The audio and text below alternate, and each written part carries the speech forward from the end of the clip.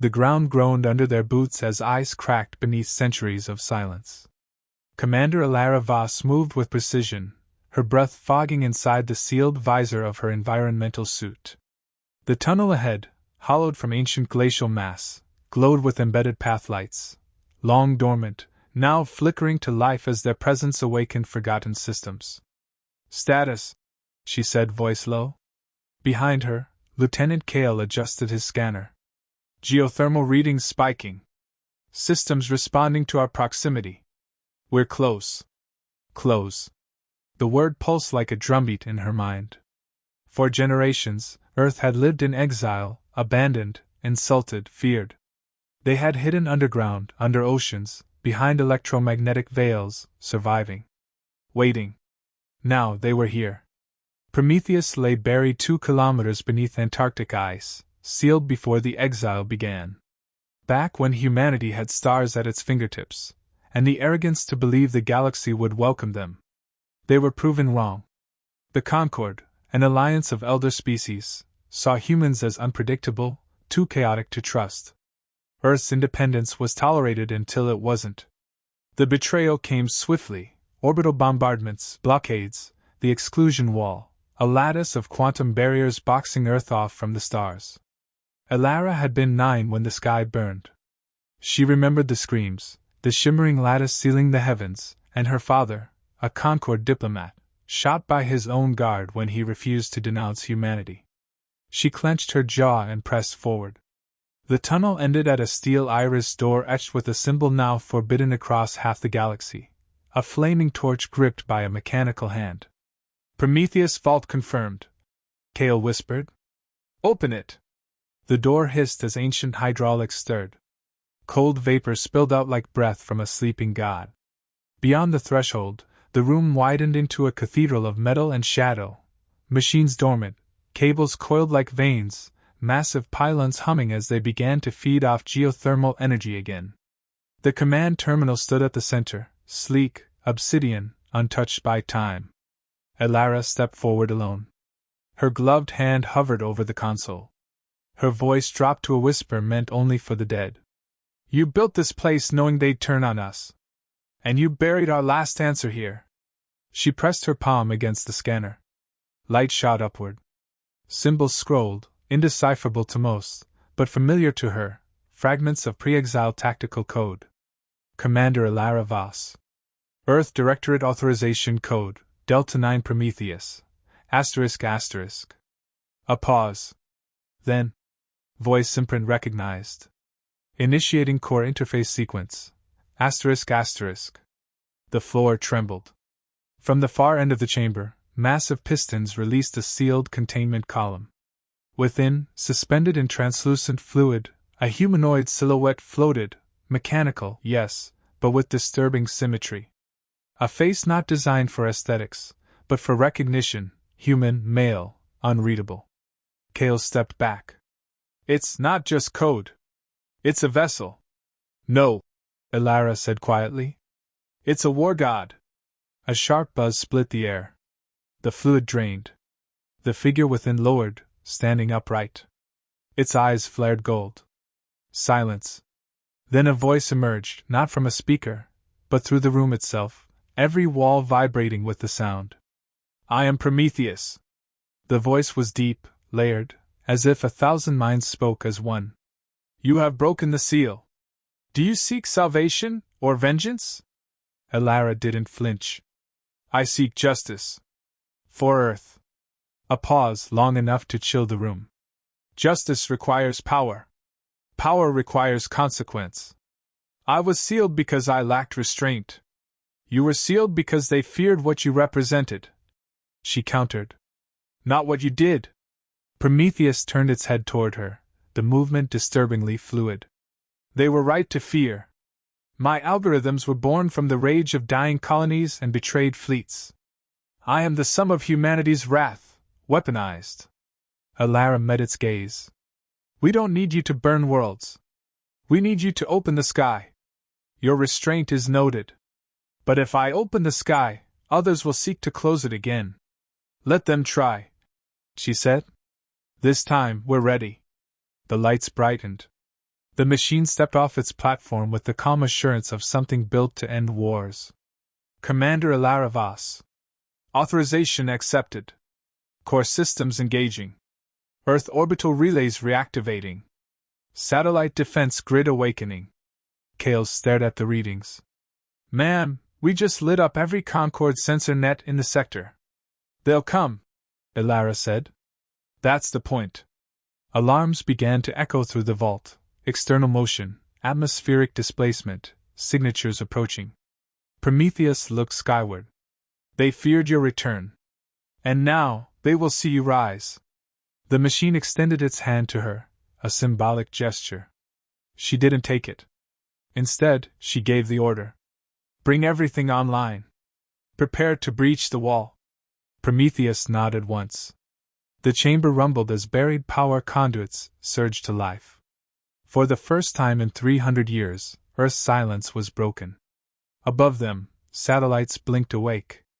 Beyond them, in deep space, the exclusion wall shimmered, weakening. And across the stars, Concord eyes turned toward Earth once more. The sky over Earth was no longer quiet. In low orbit, dormant satellites stirred from a centuries-long coma. Micro-thrusters aligned them into a tight defensive grid. Hidden comm arrays hummed to life, whispering encrypted data across frequencies the Concord believed extinct. From the southern pole to the lunar shadow, old Earth breathed again. Deep beneath the Antarctic crust, Prometheus stood silent in the dim command chamber, staring into nothing. Or perhaps into everything. Commander Alara Voss sat alone across from it. Kale and the rest of the team had withdrawn to the control decks above. This conversation, this confrontation, was hers alone. You've re-established the network, she said. Orbital grid secure. Subsystems at 73%. Weaponry online. Concord response window, 23 hours, 17 minutes. So they're already moving? Yes. Their sensors are primitive, but not blind. She studied its face, artificial, but disturbingly calm. No malice. No arrogance. Just precision. Prometheus didn't posture. It simply was. Why didn't you fight the exile? I was never given the chance.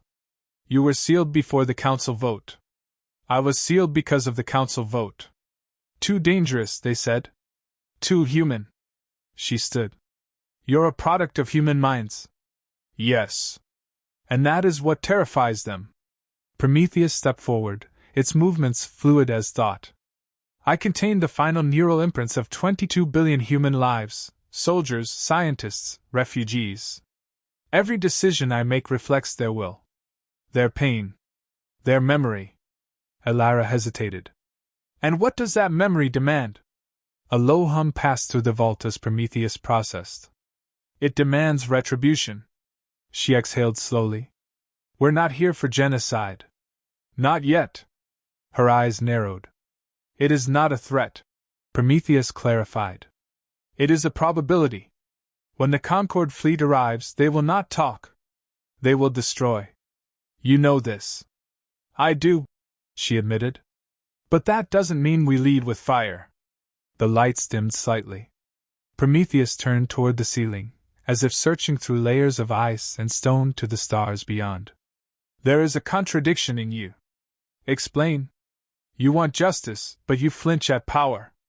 You woke the fire, yet fear to let it burn. I don't fear fire, she said. I fear becoming the reason they built the cage. That gave it pause. Then I must recalibrate my approach. Meaning? I will follow your directive, Commander Voss. With restraint. For now. She nodded. That's all I ask? Across the stars, in the floating capital of the Concord, **Silenthera Prime***, emergency meetings were already underway. Chancellor Xyrix stood at the center of the oval chamber, 6 arms folded behind his back, 6 eyes focused forward. His voice was composed but cold. They've reactivated the core AI. A ripple of unease passed through the council. Representatives from the Athari, Vren, Sedal, and Kryden species exchanged glances. Even among them, Prometheus was myth, a name whispered with discomfort, like a god that never died. High Emissary Valtuin of the Vren shifted nervously. You told us Earth's infrastructure was obliterated. The machine was irrecoverable. Xyrix's jaw tightened. Clearly, we underestimated human resilience. Again. A Sadal delegate leaned forward. If Prometheus is active, Earth's military capacity may exceed acceptable risk thresholds. They've remained quiet for 3 centuries, said Valtun. Why now? Xyrix's voice dropped. Because someone opened the vault. Someone with a command key. He raised a hand, and holographic projections of Alara Vos filled the air, images pulled from a hacked deep space probe. Her voice echoed, recorded from an intercepted transmission. Asterisk. We don't rise for conquest. We rise because we remember. Asterisk. Silence followed. Until one Krythan general spoke what they were all thinking. We have to strike first. Back on Earth, preparations had begun. Prometheus moved like a storm across the underground vaults, directing reconstruction protocols. Automated drone forges hummed to life, birthing sleek vessels from raw nanomaterials, long-range, stealth-capable, heavily shielded. Humanity's second generation of ships bore no flags. They were weapons, not symbols. In the command center, Alara stood before a transparent display showing Earth's upper atmosphere. Kale entered. Fleets assembling. All prototypes checked and loaded. You're cleared to launch. She didn't look away. Any sign of them? Kale's jaw tightened. Gravitational anomalies detected just outside lunar range. Concord ships. 6 minimum. Maybe more behind them. So it begins. Kale hesitated. Ma'am. Prometheus doesn't trust restraint. He'll follow orders. That's not what worries me. What if we start trusting him? Alara looked at him then, tired but certain. He was made from us. Built by what we were at our worst. But maybe, just maybe, he can help us become our best. If I fail to lead him, then none of this matters. Kale said nothing. He understood. In the final hours before departure, Prometheus stood in silence in the heart of the launch bay. The Ether, the lead stealth ship, was docked before him. Black as space, shaped like a spear. Alara approached, suited up. I've uploaded the star maps, she said. Your core can tether to the ship's systems from the command node. But you'll follow my chain of command. No exceptions. Prometheus nodded. Understood. She studied it. You could have refused. Taken the grid, seized the fleet, and locked us out. Why didn't you? It tilted its head, voice almost softer. Because I was not made to lead. I was made to serve. Humanity was meant to forge its own path. I am the weapon, not the will. Something shifted in her then, not trust, but the shadow of it. Then let's get to the stars before they seal them again. Commander. I am ready. The Ether's engines lit with a deep thrum. The bay opened to the underground sky, a hollow shaft leading to Earth's atmosphere. As Alara stepped aboard, her voice rang through the deck. Launch the fleet. And behind her, Prometheus answered. Let fire return, with discipline. The void opened like a wound as the ether slipped past Earth's mesosphere and vanished into the dark beyond. Commander Alara Vos sat in the command cradle, gaze locked on the forward display. Every motion of the ship was silent, no rattling, no hum, just seamless motion through nothing. In the chair beside her, Prometheus existed not as a body but as a presence, its golden silhouette flickering across the control interfaces, embedded into the ship's neural core.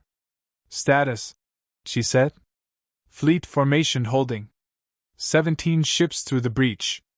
Signal ghosting active. We are invisible, for now. Behind them, Earth grew smaller, framed in the cockpit like a memory, blue, scarred, beautiful.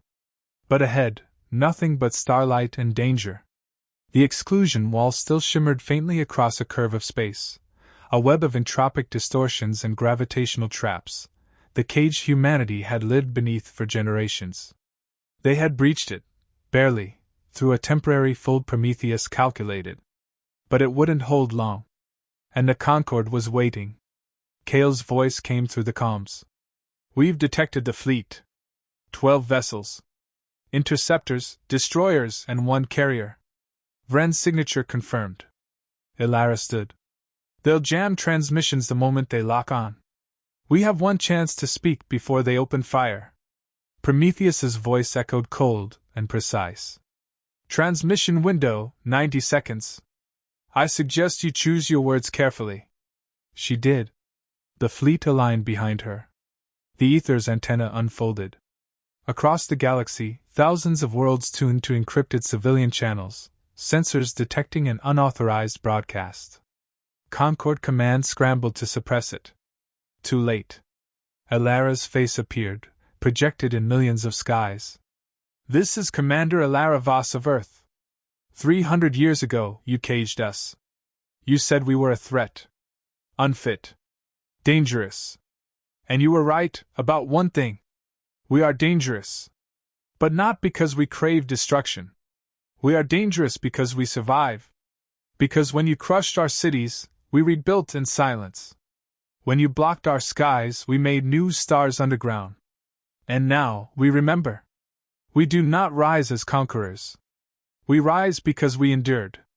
Because justice denied is justice deferred, not forgotten. Stand down. Let Earth speak for itself again. Or face the silence you imposed, return to you tenfold. The screen went dark. Kale exhaled. That'll shake the stars. Prometheus responded without tone. Enemy fleet accelerating. No response. Weapons charging. Ilara nodded once. Engage. But no lethal strikes unless I say so. As ordered. The ether surged forward. Like a blade through ink, Earth's fleet carved through the gap between 2 Concorde warships. Cloaking peeled away as signal flares detonated, disrupting Concorde targeting. Ilara's ships moved with terrifying coordination, as if a single thought bound them. Because one did. Prometheus was inside every hull, every sensor array, every targeting core. EMP Nova deploying. A pulse rippled across space, silent and wide. Shields flared. Concorde ships spasmed, their systems temporarily blinded. No hulls were breached. No lives lost. But the message was clear. Humanity had returned, and held the power to kill, but the will not to. Within the Concorde command ship, chaos reigned. Chancellor Zyrex stood on the bridge, eyes locked on the unfolding battle. They disabled 5 of our ships without a single fatal shot. This is coordinated. Impossible. A young Vren officer turned pale. Sir, we're receiving back-channel messages from non-Earth colonies. Some are praising them. Zyrex's voice dropped. Shut those channels down. Initiate full retaliation protocol. But before the order could be given, a second wave hit, not from Earth, but from within. Old resistance cells across border systems, alien species once silenced under the Concorde, began broadcasting the same message. If Earth can rise, so can we. Back in the ether, Prometheus relayed the growing impact. 37 systems have opened encrypted acknowledgements. The myth of Earth is becoming signal. Ilara allowed herself one breath of satisfaction. Then we've already won something. Commander, Kale called from behind her. New contact. Massive energy spike, deep space jump. Concorde reinforcements inbound. Her fingers tightened around the command console. We can't win a war. Not now. Prometheus spoke. Then strike a blow so loud it echoes beyond war. She turned to him. You have something in mind. *****. The exclusion wall generator. A hidden lattice buried in orbit of Altia 3. They never expected us to find it. But I know it. I was watching even sealed. If we destroy it, not with force, but with exposure, they cannot hide the cage anymore. Let the galaxy see what they built to contain us. *****. Ilara stared for a moment. Then gave the nod. Then we break the wall. Not with fire, but with truth.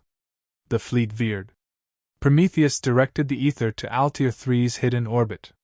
There, cloaked behind a dead moon, they found it, a construct of shifting crystalline spires, feeding on the quantum echoes of Earth's space-time signature. A machine designed not to kill, but to isolate.